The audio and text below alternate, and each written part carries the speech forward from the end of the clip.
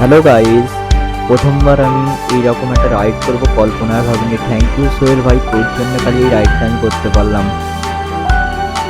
এইরকম একটা ওয়েদারের সাথে সাথে এইরকম একটা মনসুন রাইড, পাহাড়ে রাইড, আমি তো মানে কি স্বপ্নেও ভাবিনি এইরকম একটা রাইড করতে পারবো।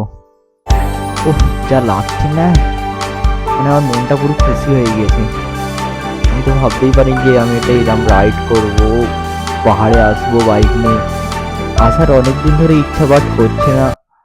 এবারে এসেছি, ফোর হুইলার করে এসেছি। চলো গল্পটা প্রথম দিয়ে শুরু করা যাক। হাওড়া থেকে ট্রেনে পুরুলিয়া গেছিলাম, ওখানে আমরা রুম রেট নিয়েছিলাম, ওখান থেকে আর ফোর হুইলার করে পুরুলিয়ায় ঘুরছিলাম।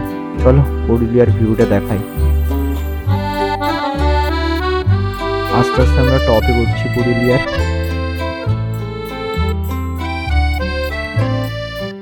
বাইক নিয়েই আসার কথা ছিল, শরীরটা বেশ খারাপ ছিল, তাই আমরা ট্রেনে করে পুরুলিয়া যাচ্ছি। ওখান থেকে ফোর হুইলার রেন্ট নিয়ে আমরা পুরুলিয়া ঘুরছিলাম। হঠাৎ করে বাইকার ভাই সোহেলের সাথে আমার দেখা হয়ে গেছিল।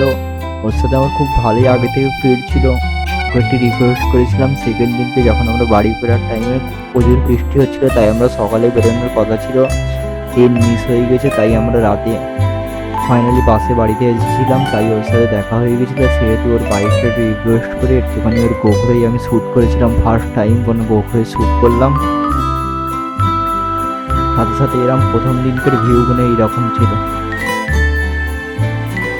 চারিদিকে সবুজ আর সবুজ।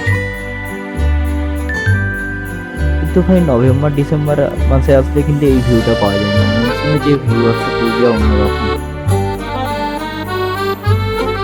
ফাইনালি আমরা টপে উঠে পড়লাম। টপের ভিউটা না পুরো 100-100।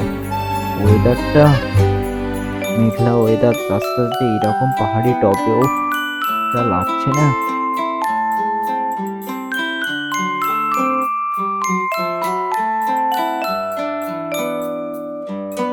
ফাইনালি আমরা একটা উপরে গ্রামে উঠে পড়লাম।